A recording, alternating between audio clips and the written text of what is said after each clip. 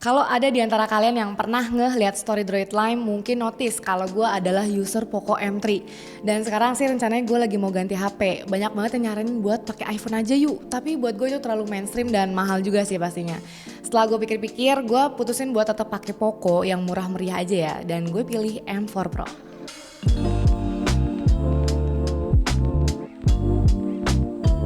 Halo, hai, balik lagi sama gue Ayu. Kalau sekarang ini gue cek harga pasaran di Tokopedia itu harganya start di 2,8 juta. Gak mahal lah ya, tapi ini masih lebih murah lagi kalau kalian cari di tanggal 13 sampai 24 buat manfaatin serbu official store Tokopedia. Ada flash sale sampai 90%, cashback juga pasti ada dari macam-macam brand terkenal, sama yang pasti gratis ongkir. Kalian bisa langsung cek aja buat buktiin sendiri.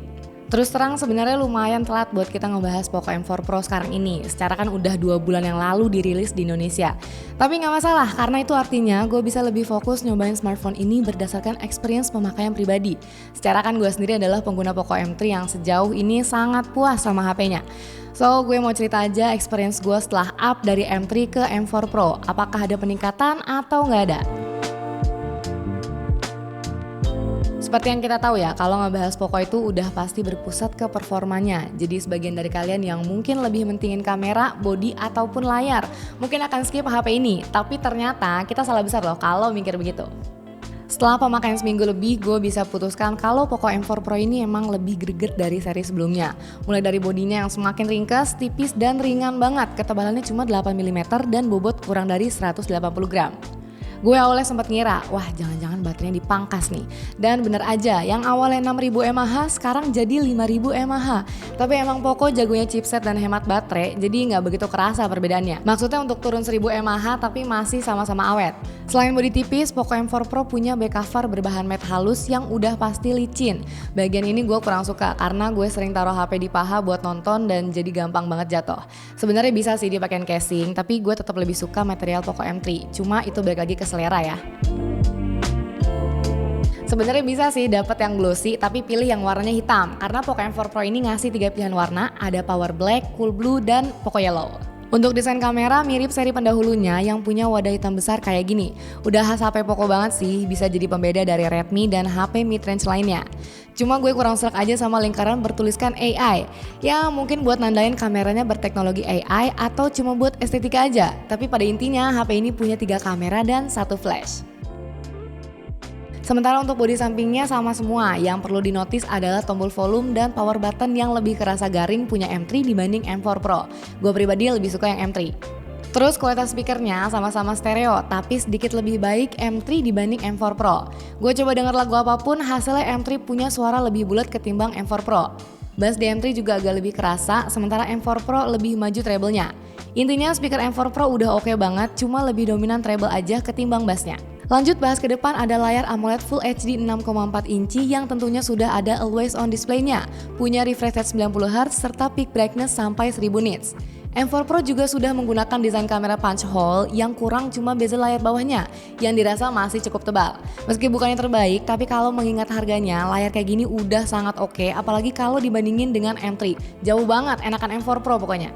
Poco M4 Pro membawa sistem Android 11 dan UI 13 yang ditenagai oleh chipset MediaTek Helio G96 dengan 12 nanometer. Nggak cuma itu, M4 Pro juga punya beberapa pilihan kapasitas dan yang gue pegang saat ini adalah varian tertingginya yaitu 8/256GB. Puas banget, lega banget. Gue tes performa dan baterainya di 2 game termainstream, ada PUBG dan Mobile Legends. Main Mobile Legends 2 jam setengah ngabisin baterai sampai 45%, dapat settingan grafik rata kanan, tapi ada sedikit stuttering dan frame dropnya. Kalau mau stabil bisa pakai settingan tinggi aja. Sementara untuk PUBG gue main setengah jam cuma ngurangin 10%, bisa dapat settingan grafik HD high, mulus tanpa trouble, nggak banyak frame dropnya. Kalau dibandingin sama Poco M3 yang pakai chipset Snapdragon 662, main Mobile Legends tuh cuma bisa dapat refresh rate rendah dan grafik tinggi. Sementara PUBG-nya sendiri dapat settingan smooth medium kalau mau main mulus tanpa kendala. Bisa dilihat sendiri ya, perbandingannya jauh banget. Sementara gua tes Antutu benchmark versi 9 dapetin skor di 316 ribuan.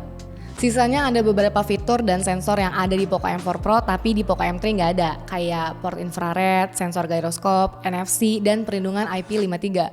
Fitur-fitur lengkap kayak gini udah bikin enjoy banget ya buat switch dari M3 ke M4 Pro. Terakhir soal kamera, Poco M4 Pro juga dapat upgrade gede dibanding Poco M3. Kamera utamanya naik ke 64 megapiksel, ada tambahan kamera ultrawide 8 megapiksel, kamera depan naik jadi 16 megapiksel. Yang masih sama cuma kamera makro 2 megapiksel. Untuk fitur kameranya overall semuanya sama, tapi ada dua hal yang bikin gue impress adalah kamera utamanya yang 64 megapiksel udah makin jernih dan kamera depannya yang super kinclong dibanding punya Poco M3. Sementara untuk perekaman videonya sayangnya masih sama ya, mentok di 1080 30 fps aja. Berikut beberapa sampel foto dan videonya.